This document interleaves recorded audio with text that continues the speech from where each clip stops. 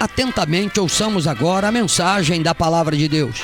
O pastor Horácio da Silva Júnior pregará focalizando o tema O Olhar da Mulher de Ló. Referindo-se aos tempos de pecado e de depravações que antecederam a grande catástrofe que há cerca de 3.900 anos destruiu Sodoma, Gomorra e as cidades circunvizinhas, Jesus, em seu sermão profético, fez esta séria advertência: lembrai-vos da mulher de Ló. Lucas 17:32. A mulher de Ló nos serve qual farol de demonstração divina, e sua triste história está registrada no livro de Gênesis, capítulo 19. Ela era esposa de um homem justo, sobrinho do patriarca Abraão. O apóstolo Pedro, em sua segunda epístola, 2, versículo 7, nos diz que Deus livrou o justo Ló, enfadado da vida dissoluta dos homens abomináveis. Uma característica principal do homem de Deus é que ele ama a justiça e detesta a iniquidade. O trágico fim da mulher de Ló é uma excelente ilustração daquilo que Jesus acabou de avisar a seus discípulos para não fazer. Ló e sua família tiveram uma chance de escapar de Sodoma antes da sua destruição. A ordem do anjo foi: escapa-te por tua vida, não olhes para trás de ti e não pares em toda esta campina. Escapa lá para o monte para que não pereças. Gênesis 19:17. Mas a esposa de Ló desobedeceu esta ordem e olhou para trás, evidentemente desejando voltar, e foi transformada em uma estátua de sal. Ela foi tirada de Sodoma, mas Sodoma não foi tirada de dentro dela. Portanto, ela se tornou uma perpétua advertência de que a salvação estará incompleta se o coração não estiver purificado do amor pelo mundo. Não ameis o mundo, nem o que no mundo há. Se alguém ama o mundo, o amor do Pai não está nele. Porque tudo que há no mundo, a concupiscência da carne, a concupiscência dos olhos e a soberba da vida, não é do Pai, mas do mundo. E o mundo passa e a sua concupiscência, mas aquele que faz a vontade de Deus permanece para sempre. Escreveu João, primeira carta, capítulo 2, versículos 15 a 17. Jesus disse que o povo de Sodoma, onde habitava Ló e sua família, vivia apenas para as coisas materiais. Comiam, bebiam, compravam, vendiam.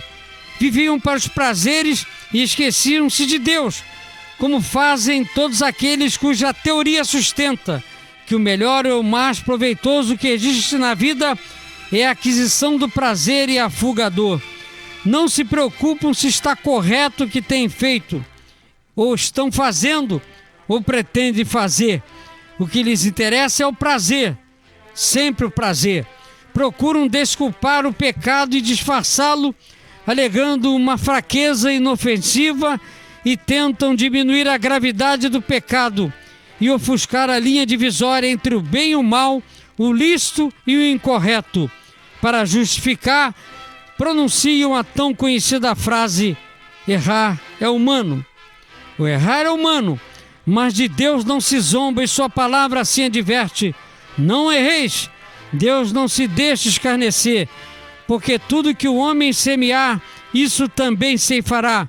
Porque o que semeia na sua carne, da carne ceifará a corrupção, mas o que semeia no Espírito, do Espírito ceifará a vida eterna. Aqueles que afirmam ser nascidos de novo e seguidores de Cristo e que têm o Espírito Santo, mas ao mesmo tempo deliberadamente semeiam na carne, isto é, satisfazendo seus desejos pecaminosos, são culpados de zombar de Deus e de desprezá-lo. Que ninguém se engane, tais pessoas não ceifarão a vida eterna, mas a corrupção e a morte eterna. Porque o salário do pecado é a morte, mas o dom gratuito de Deus é a vida eterna por Cristo Jesus, nosso Senhor, declarou Paulo aos Romanos, capítulo 6, versículo 23. A lei natural diz que colhemos o que plantamos, Isso também é verdadeiro para outras áreas. O país está entregue aos foliões para o banquete da carne, do desabafo popular, do humor ingênuo das multidões que saem às ruas para cantar suas dores e alegrias. A folia vai passar, e com ela as alegrias momentâneas de uma festa que entristece o coração de Deus. Povos e pessoas estão perdendo o rumo, o propósito, a vontade e os objetivos, bem como a fé, lançando-se na devassidão, na obsessão do sexo, do amor livre e paixões sem peias que, sem dúvida alguma, caracteriza os dias atuais, retratando os dias de grave devassidão moral que levou à destruição às cidades bíblicas de Sodoma e Gomorra. O quadro que temos diante de nossos olhos foi justamente o que Jesus pintou, citando como exemplo a destruição de Sodoma, de Gomorra e cidades circunvizinhas. Lemos em Gênesis 18:20 que a imoralidade dominava, o pecado agravou-se e o clamor da cidade subiu aos céus. Não é diferente o que presenciamos neste século 21, que em nome da cultura e da civilização, os homens anunciam e praticam a liberdade sexual, seus limites da moral e do matrimônio, chegando ao amor sensual entre pessoas do mesmo sexo. Jesus predisse que, como aconteceu nos dias de Noé e de Ló, assim será no dia em que o Filho do Homem se há de manifestar. Jesus nos advertiu contra a falsa segurança. Devemos abandonar os valores e as ligações com este mundo, a fim de estarmos prontos para o retorno de Cristo, que acontecerá de repente. Quando Ele vier, não haverá uma segunda chance.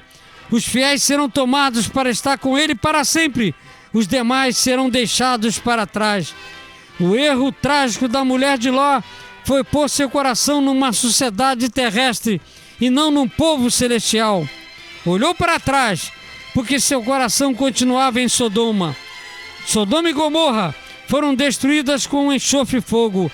A destruição dessas cidades foi um aviso contra o pecado.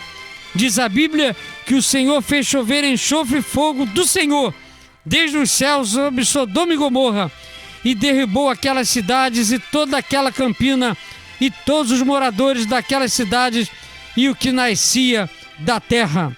O destino foi apavorante.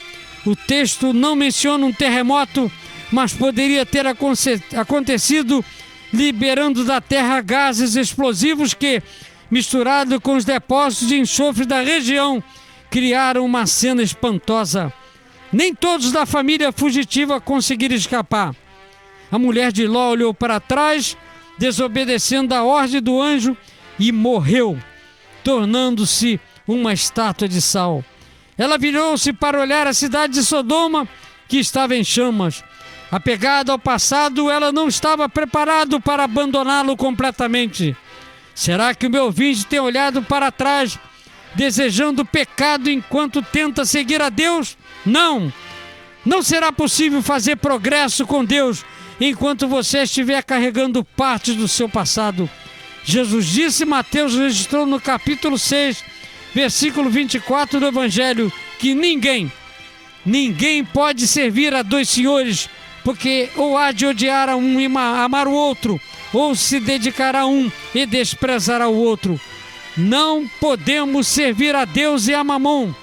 Lembrai-vos da mulher de Ló, que o coração do meu ouvinte não esteja preso aos prazeres do mundo.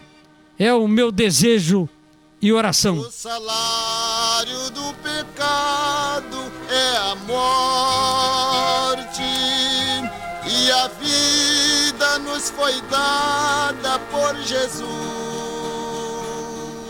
Quem poderia derramar seu próprio Damos-te graças, ó Deus, a oportunidade de levarmos ao ar mais esta programação. E em meio aos festejos carnavalescos, podemos dar o grito de alerta, de advertência, para que aqueles que estão, Senhor, entregues aos prazeres da carne. Oramos pela tua igreja, pelos teus filhos, pelos fiéis especialmente pelos jovens, pelos adolescentes, pelas crianças. Guarda o Senhor neste dia de densas trevas sobre o nosso país. Liberta, salva os pecadores, liberta os oprimidos, cura os enfermos e opera poderosamente. Em nome de Jesus oramos e agradecemos.